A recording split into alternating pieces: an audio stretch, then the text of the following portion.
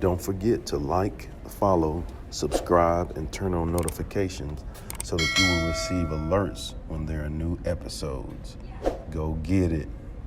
That's what I tell them. I've been grinding for so long, I wake up and chase my goals. I go out and I go get it. How to code, that's all I know. I don't succeed, then I don't breathe. Success, what does it mean? If I conquer all my goals, then I'm living out my dream. Dig deep, go out and get it. Success Chronicles. Compete until it's finished. Success Chronicles. Go take care of your business. Success Chronicles. It's deeper than just winning. Success. So Thanksgiving week, Doc. Yes, sir. And what's on your heart with Thanksgiving? Well, it's funny because yesterday we church service was about just that very thing, about Thanksgiving, more than just Thanksgiving, about gratitude. So I actually came from John chapter 6. Okay. So in John chapter 6, everybody knows the fishes and the loaves, right? Mm-hmm. So there's a passage in that same thing that I think most people have kind of overlooked. So how the passage reads is that they were a multitude that came for Jesus to feed them. And Jesus asked Andrew, one of his disciples, well, what are we going to feed them with? He was testing Andrew to see what he would say. Yeah. He said, well, I don't know, but there's this lad that has 2 fish and 5 loaves of bread. So Jesus took the loaf, that 2 fish and 5 loaves to feed about 5,000 people wasn't enough. But what was interesting was what Jesus did with the bread was the Bible says that first he gave thanks for it. Mm-hmm. And then he gave it to his disciples, and the disciples gave it to the people. So now, if you're not careful, you'll miss the fact that initially it was not enough. It was inadequate. It was inefficient. But the first thing that Jesus did that caused multiplication was that he was thankful for it. Yeah. Just in the fact that he took that 2 fish and 5 loaves and first gave thanks to God for it, God did something supernatural because of his attitude of gratitude. He multiplied it. And not only was it now enough to feed 5,000 people, there were fragments left over. The Bible says there was about 12 baskets left over after everybody ate, and they were full. Yeah. So that's really my message to the church, is to get us to understand that until you get an attitude of gratitude, stop asking God for more when you're still not grateful for what he's already given you. Oh. Yeah. And gratitude is an attitude that determines our altitude. Come on now. Yes, sir. Clearly. And it all starts from that place. I love how you said that, because I think in any time, in any situation that we're in, I think even in those tough situations where things look like they're bad for us, right. If we can be grateful for what we have, Yes, sir. I think that allows us to work with what you got. Yeah, that's that part. Yes, sir. Yeah, it's so good. Work with what you got. So what does that look like? When what you see is seemingly inadequate to meet the need. Yeah. I think, when you look at examples, I think about like my upbringing, or being raised with a single parent mom, or there may be times where there may be things that look like we didn't have, but what we did have was love. Right. What we did have was core common principles. What we did have was faith. Right. Absolutely. And I think when you can hold on to all of those things, it brings about a trust. It brings about a trust because reps make you better. And the more you exhibit those principles, that faith, all those different things I mentioned, the more you see, well, we all right. Right. And then when you get out and you see more things, you see things that are per se better. Right. Or some may say flashy lights and all of those. When you see all those other things, if you can just stay firm and hold tight to those core common principles that you learned in those tough times, well, you're still gonna be all right. Yes, sir. Yes, sir. So I think that's what that looks like. I think you just, in those times of where things seem rough, you've got to figure out, got to find the blessings in the lessons. So it's funny you say at the end of the day, you realize, growing up that you were going to be all right. I tell several of my clients and stuff when I'm cutting, and we start talking about the difference in the 60s and 70s. Yeah. And now is that most of us in that era, we didn't know we were poor until after we left the hood. Right. Until after maybe we were, teenagers or young adults. Exactly. We didn't realize that we were in lack. Yeah. We didn't even understand that mama didn't have enough to feed us. I remember times where mom was like, she would feed us and, Mom, what you eating? No, I'm not hungry. And mama would go to bed hungry, but she didn't want us to do without. So she sacrificed. And so we never knew that we didn't have enough for all of us to eat because mama took the L so that we could get the W and win. Ooh. So, man, that was like, wow. So a lot of things that you said we looked at and didn't have, but we had parents that sacrificed, that made sure that the kids won. Instead of like now where parents putting the kids in the washing machine. You just heard about that story. That they killing the kids because the kid ate the snack. See how the world is flip-flop? My mom made sure that the kids did eat and she didn't eat. But that's how the world is flipped. So I'm grateful for that. Yeah. I think too, along those lines, once you realize that those people are making those sacrifices for you, it allows you to make sure that you stay in line.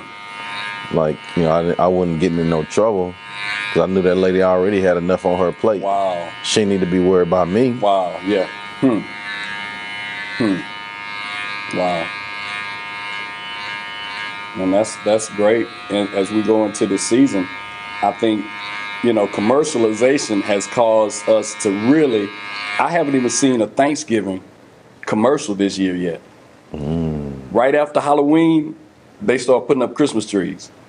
They start putting up ads. Even now, like what Black Friday is normally, the day after Thanksgiving? Yeah. Walmart is having Black Friday the entire month of November. They've stretched it out so that those dollars can begin a lot earlier than the day after Thanksgiving. So that commercialization and all of that push has forced us to get more in consumer mode instead of what Thanksgiving kind of preps us to first be thankful for. And as I think about that story we just talked about in the Bible, we may be actually killing our own multiplication because we're killing the season that preempts the gift. We first get the gratitude. And we're killing the gratitude to rush and get to the gift, man. Wow, that's deep. Yeah, man, that just came to me with what you said. Yeah.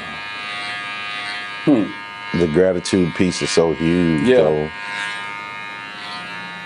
I think, and that's something that it has to be taught as well. Wow. Yeah. I was watching King Richard. I haven't seen that yet. And I just actually started watching it today before I came here. Oh, wow. Because I hadn't seen it. So I was like, I'm Thanksgiving break, I'm going to make sure I watch it. Right. I've been wanting to see it. And it's a part on there where Venus, plays in this, I hope I don't butcher, but she plays in this, this little junior tournament, in the past she had been just playing in the hood and practicing. They got her a coach, and the coach was like, hey, let's get her in junior so she can compete and be seen. And she's in this tournament, with some people, and it's like her very first big win. Okay. And they're riding in the car, and her and her little sisters are, celebrating, and her dad's like, hush up all that, that noise with her, with that. He's focused in on the gratitude piece, right? So it just comes across as him just being mean, like y'all just be quiet, he don't communicate what he's thinking. Okay. But he just say y'all be quiet. So he stops at the store, they go in and get something to drink, and he drives off and he leave them. Oh wow. And his wife is in the car with him in the van. So they get into an argument. She like, what you doing? You ain't leaving my girls at the store, So they get into an argument about it. They stopped, and they end up stopped like a block from the store. Right. And the girls see him and then walk up, like, Dad, thought you had left us. And they still, they could tell that the parents had an argument. Right. So when they get home, they have a family meeting. he just breaks it down to him. You got to continue to be grateful. Even when you do great things. And I thought that was a pretty cool lesson. I don't know if it was conveyed the right way. Right. Well, but the lesson of the gratitude piece, I thought was pretty cool, because he taught him that at a young age. Right. Yeah. That's what we need to make sure that we instill those things. Yeah. They call them their formative years. Mm-hmm. Come on. So why is it that we aren't grateful as a people, as a society? Why do you think we've lost our gratitude? Oh man, that's deeper than me. I don't know if I know the answer to that. That's something we all need to look at. Yeah, I don't know. I think maybe sometimes, because we have so much going on, and sometimes you get busy. And we all need to be reminded of that on a day-to-day basis, to be grateful. Yeah. Like sometimes you get busy and you focused in on what you're doing right now, that you forget the sacrifices that the people have made to get you here where you are right now. Absolutely. So I think that may be one of the causes, So forgetting what was done before us is definitely a part of it. But like you said, sometimes, I know in my generation, so my kids are all grown now. And, so many people that I know that are in their 50s, like where I am, most of us tried so hard to make sure that our kids didn't know the struggle. Yeah. That we made sure and brought them out of the hood. Yeah, but some of the gratitude and the lessons, like you said, I wasn't going to act the fool, because that lady, I love that you called her that. That lady already had enough on her plate that I was going to make sure that you were going to make sure that you weren't another one of her concerns. But we tried so hard to keep our kids from the struggle. So perhaps we saved them from the struggle, but then they missed the opportunity to see what it costs to succeed, to live in the house that they live in, for the parents to drive the car. So, we kind of, in some essence, threw the baby out with the bathwater, trying to save them from really going through some of the things that actually made us. That makes a lot of sense. Yeah. And I think everybody has I don't care who you are, how you grow up, what your family background is like, everybody has have their own first-hand experience of failures. Failure is a prerequisite for success. And so I think everybody has to have that caterpillar cocoon to the butterfly experience. Whatever it is, like everybody's gonna have to have that. And mama and them can't take you to it. Right, yeah. Like mama and them. Right, yeah. Come on, I know what you're talking about. Mama and them can't hold your hand and walk you through it. But what mama and them can do is teach you the lessons in the formative years, like you said. Right. And then you have to exercise those lessons that you've learned. You said something. You said exercise those skills that we learned, but then what did that have to do with reps? Because there's a correlation there that you said it's the reps that make you stronger. It is, and it is an exercise. You have to get those reps. It is a workout, if you will. Right. Because sometimes you ain't gonna feel like it. Sometimes it's gonna be tough. It's gonna hurt. Right. You're gonna sweat. But as you do it more, you get to enjoy it. And that leads into enjoying the process. Wow. And so you got to fall in love with the process. But you only learn that by getting reps. Come on. But what if we only love, and I think in this age, this is where we are, we love the results. Oh, without a doubt. Yeah, we love the followers. We love all that comes with being, famous, but the reps and the pain and the tears and the sweat, the breaking down of the muscle, literally before you can build it back up. We don't like the breaking down part of it. That hurts. We like to get in the mirror. Come on, man. Take the shirt off and get in the mirror. Yes, sir. Can't wait to flex. Yeah. Can't wait to flex, man. Hit them with the flex. They're going to be begging for some more. So one of the things that kind of came out yesterday was we were talking about one of the reasons that I think we forget or lose our gratitude is because if you think about a turkey, So the whole point of the turkey is at its best after it's killed, right? The whole point of the turkey running around in the yard, the smart farmer is feeding the turkey for the whole purpose of sacrificing them later. So the fattest turkey on the yard is going to be one of the first turkeys that's sacrificed. So here's what happens. So then we become the turkeys that are fat and full and running around. We've consumed all of the wealth, all of the Amazon trucks, all of the packages, the cars, the houses, the land. So now we have literally become nothing but stuffed turkeys. And so then what do stuffed turkeys do after you eat? There's a chemical in it called tryptophan. Well, tryptophan, when you eat that Thanksgiving turkey and get full, the first thing everybody in the house do is go lay down, and go to sleep. Yeah. So we have lost our attitude of gratitude because we have gotten stuffed and full with all that God has given us, and now we sleep at the table when we're supposed to be up praising God. Because, see, we remember when we didn't have no food in the pantry, when we ate some Vienna sausages over there trying to figure out how to put some cranberry sauce with it and make something happen. So we've lost some of our gratitude because we have gotten full with all the blessings that God has given us. And so that's one of the biggest images that's in my head when I think of Thanksgiving. I think of, I want to eat the turkey, not be the turkey. And that's amen. That's what's on my mind right about that. Had to give you some sound effects on that one. Yeah. That's so good. Yeah, man. Ooh, that's good. Well, I think about the instant gratification, even like when you look at sports, the teams that were, killing it last week, that were looking like they were going to almost be undefeated, took some L's because they thought nobody could touch them. And so I wonder if that is not true of our society, that, we just remember our wins and we learn probably more from our losses. I mean, you're the coach. I mean, you could speak to that.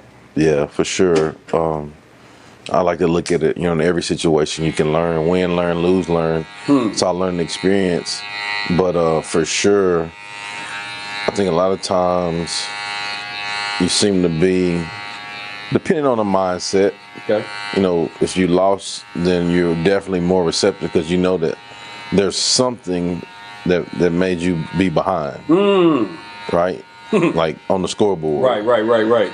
But in reality, even when you are winning, there's still something that you can improve on. Okay.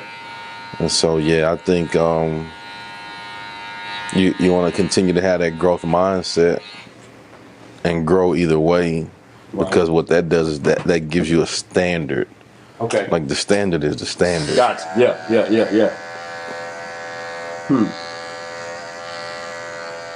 That's how you build that culture. Right. Yeah. Yeah. So do you think that that's what has been one of the secrets to Coach Dion and Jackson State going undefeated through regular season, about the standard being set? Oh, without a doubt. Yeah. Without a doubt, the standard is the standard, and the great thing about him is he's been around coaches and teams and successful people to learn, what the great standard is. And then now, they're exercising it, through getting the reps. Right. Through what it is. Back to the reps. And so, man, he's doing an amazing job, man. Like, it's so cool, like, to see the trend setting, I don't know, man, just because a whole lot of folks wouldn't do that,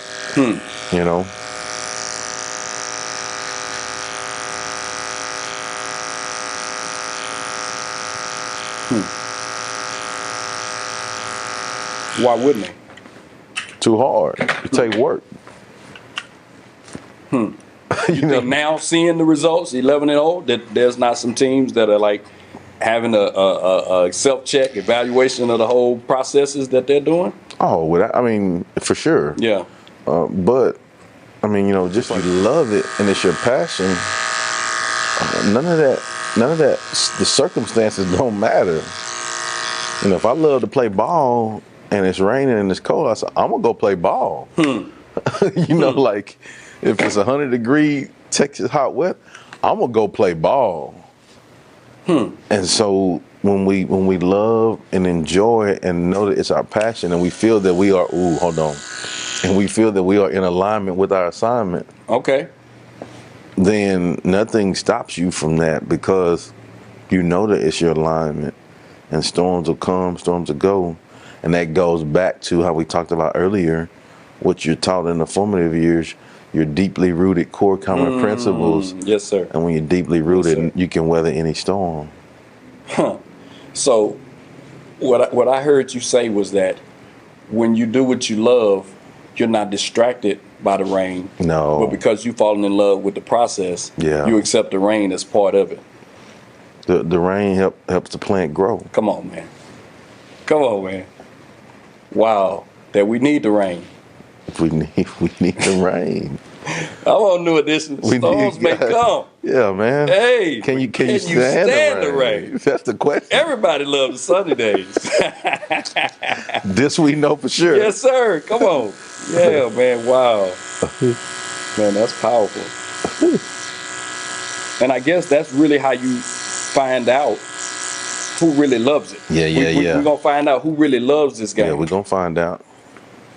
So Shannon Sharp was just talking on the radio, on the podcast the other day, and he said, as far as trying to decide which team OBJ is going to go to. Oh, yeah. And it just reminded me of that part. He said, hey, man, I'm not going somewhere if I can choose not to go where it's cold and wet, because I ain't going to be cold, wet, and losing. Yes. I can lose, but I ain't going to be cold and losing. Yeah. So sometimes, I wonder what your thoughts are in that vein, that we're willing to pay a certain price, but the condition has to be conducive. Yeah, that's a deep one there. I think at the end of the day, you want to work, and I think you deserve, if you've put the work in and you've done things the right way, you should be able to choose. Okay. Because that helps you have longevity in your passion. Like, for example, in the barbershop, I want to have my barbershop in this prime location. Right. Or, what I'm saying? If you put yourself in position to do that, and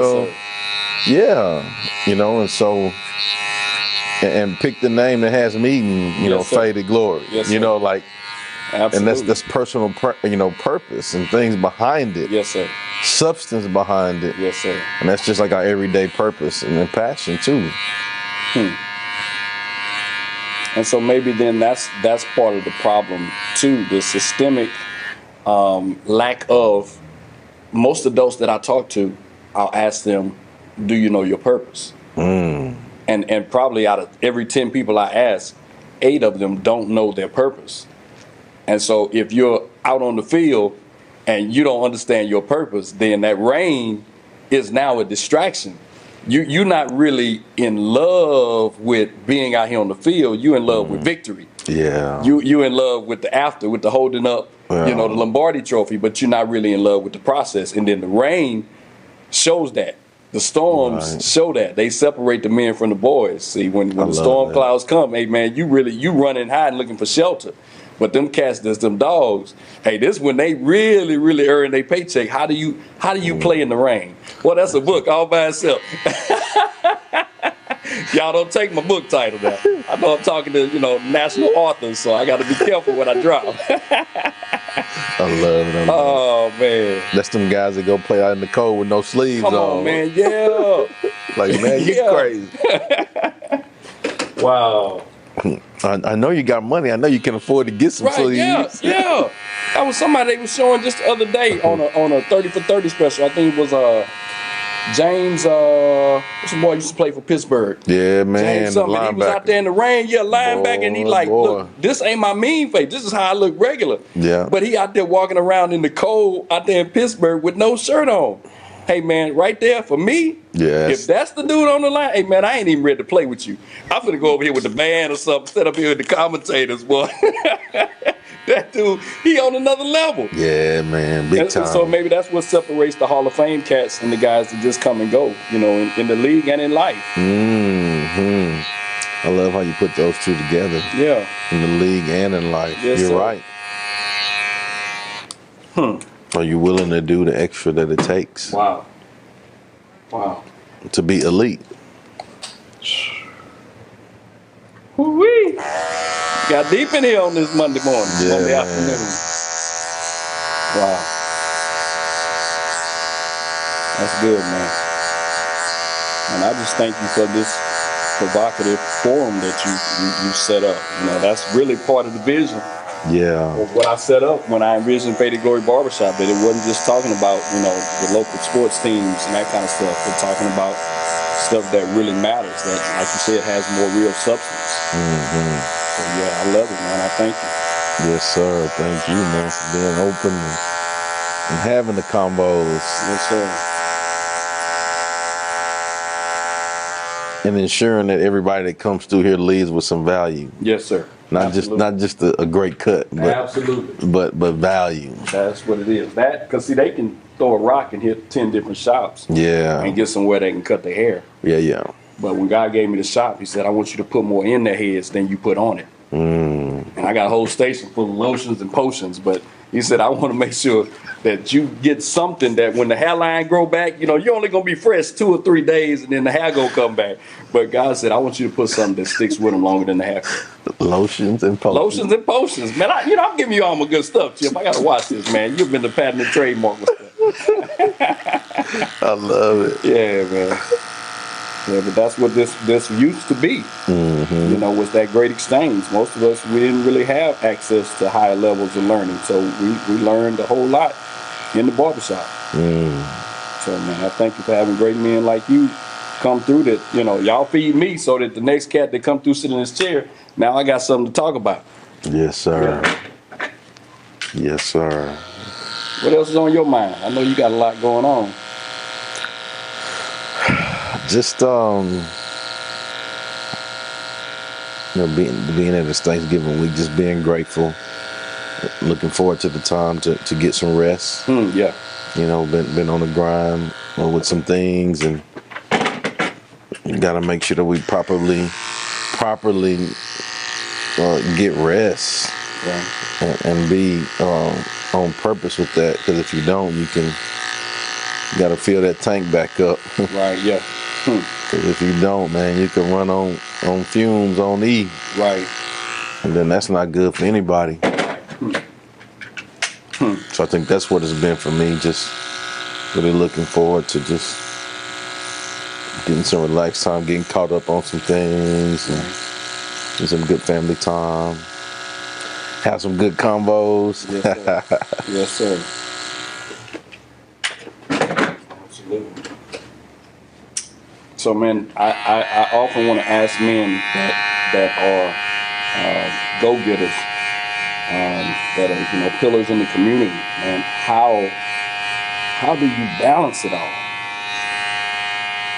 Whew. Hey, man, that's the million. That's the $1 million question, brother. Man. How do you? I mean, I know you may not have perfected it, but just your level of understanding balance at this point. What have you gotten? I think for me, what has really helped me be effective is, like we talked about earlier, is understanding what my core common principles are. Okay. Knowing what, and sticking firm to those, and then the next thing is having boundaries, setting boundaries, personal boundaries in place. What I mean by that is you have to prioritize, like, what's important, what's not important. And that's a success principle, really, because you think about it, those people that are not focused and are trying to do everything, you do nothing well. Because you get caught up in looking at the flashy and this and that and this. Right. But really it's just a matter of focusing in and being, like, what's important to you. And then you can never go wrong. I mean, I believe you can never go wrong if you're putting everything you got into what you believe in. Wow.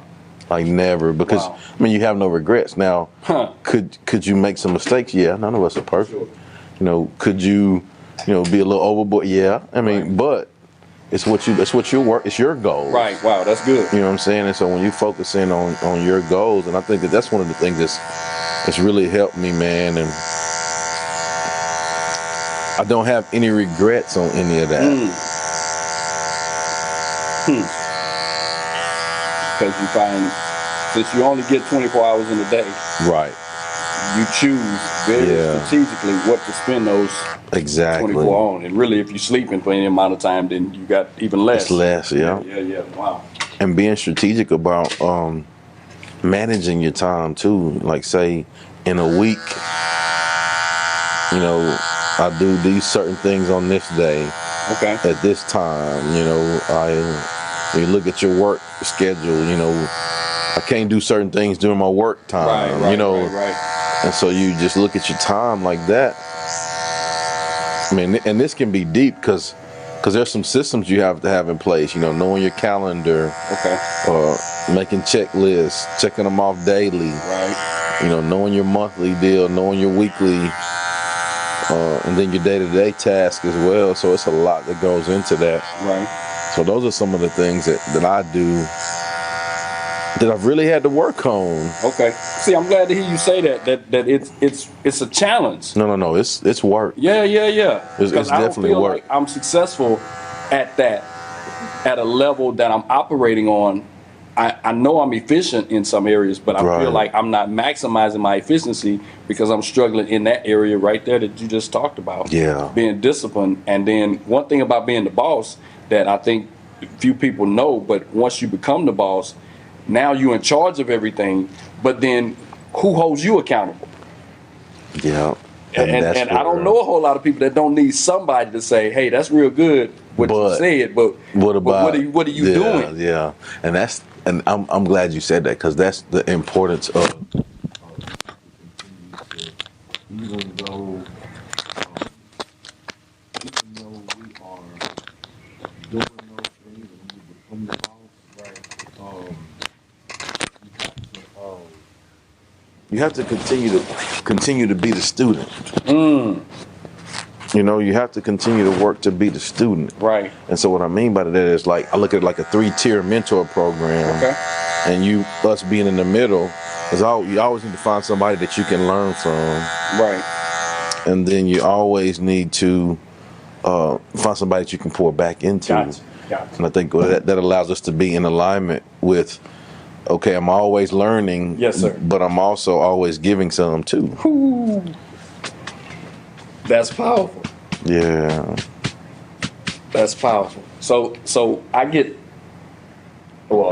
hear this all too often, and I just want to run this by you. Cats that say, hey, if you're the smartest dude in the room, you need to be in another room. Yep. So how can you be the smartest guy always in every room? Well, let's see, how do I want to say this? If the saying is, if you're the smartest guy in the room, you should find another room. But how did you become the smartest guy in the room if smart guys didn't allow you to be in the room? If all the guys that knew more than you did got up and walked out the room because you walked in, how would you ever acquiesce to this level to be able to be in a room where now you need to walk out of? So it has to be a give and take. You understand what I'm saying? You have to maintain at every level. You got to look back and say, okay, who do I bring up to this level? Right. And now Chip helps me bring myself to this level. Now I got to look back and say, okay, now I'm on another level. Let me get you up here. That's each one teach one. And I think we've gotten away from that for whatever reason. But I'm glad you spoke to that, because I feel sometimes like I'm in the minority that I push against that ideology that if you're the smartest guy in the room. No, dude. You got to go back and give back to somebody that made sure that you made it from where you came from. Man, it's a great place to be, to know that the things that you had to grow through, you can take those lessons and use those to help others. There you go. Absolutely. Man, like that. Absolutely. Like that's a better feeling. Like, you think it's good when you work to accomplish something. Yeah. Like, that's great. Yeah, right. Sure. You know what I'm saying? And achieve your goals. But then now when you can achieve those goals and you got somebody else that's coming along and you can help them move more efficiently and effectively because of the things that you've experienced. Yes, sir. Oh, man, that's a great place to be. Wow. That's good. And that becomes infectious and contagious. Because you always want more of that. Right. because at the end of the day, you see that it doesn't just affect them, but it allows them to be better for their family. Right. And that's when you get generational impact right there. So that's kind of what your life, seems to have become is you're that guy, man. And I mean, I see your work, that you're always that guy that's, stepping up, elevating, but then you always looking at who you can elevate at the same time, man. And that's what makes you, as I say, a pillar in the community, man. We don't have a whole lot of Chip Bakers running around. The Bible says it this way. We have 10,000 instructors in Christ, but not many fathers. It's a bunch of folks trying to tell you what to do. Everybody got a blog or a chat line or buy my book for $99.99. I'll teach. We got. The Bible says thousands of those, 10,000 instructors, but not many fathers. And for our community, our diaspora, who have had such a deficit of present fathers, man, we need that more so than probably anybody else. Yeah. And so, man, it's good to have men like you in my life. And though there might be, we're similar ages, we still are boys with holes shaped like our daddy. Yeah, for sure. And I may feel a piece that daddy was present, but he didn't give me any more than what he had to give. Yeah. So now I get a piece from Chip that I didn't get from dad. And I think that's the beautiful thing about our community and really the barbershop in a whole sense, because that's what it was created to do. Yeah, I appreciate those kind of words, man. Yeah, it's just it's a big blessing. Yeah. I truly believe that I'm blessed to be a blessing. Yes, sir. I think when we can live in that manner, the big man will always see fit to take care of you. Yes, sir. And I've learned that by those reps that we were talking about. It's crazy how when you strive to do things with the right intentions and knowing that it's bigger than you, big things always happen that surprise you. I'm living that, man. All I know is just work hard and try to treat people right, Yes, sir. I think when you can just live in that,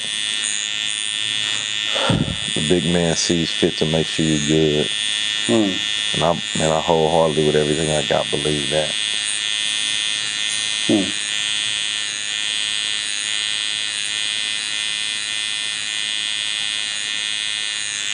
I think the greatest, the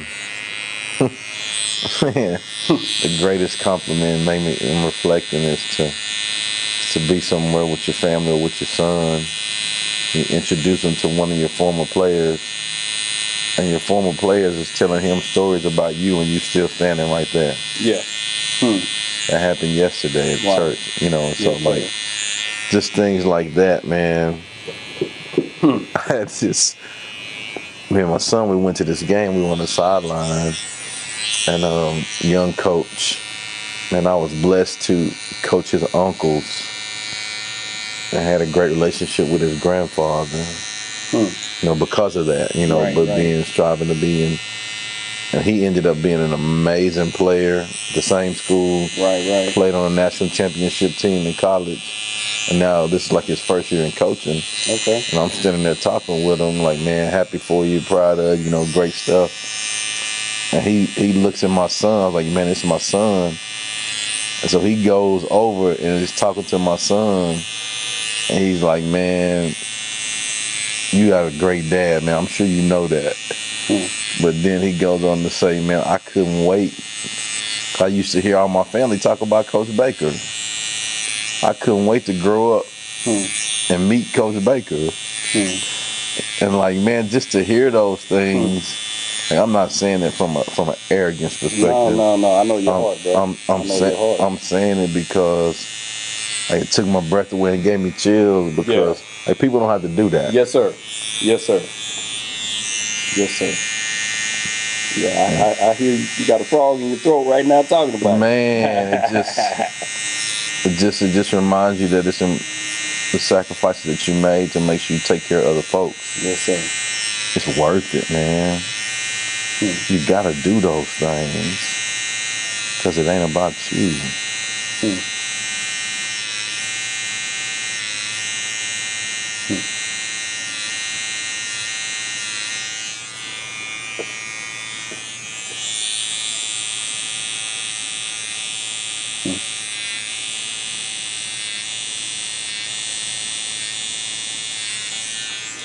Well, I know one thing, sir. This edge up, it's all about you.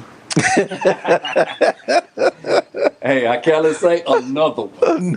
Yes, sir. We the best. That's what I'm talking about, man. Appreciate you, brother. Yes, sir. Appreciate you. Yeah, we don't need that. Yes, sir. Yeah, we good. Go get it.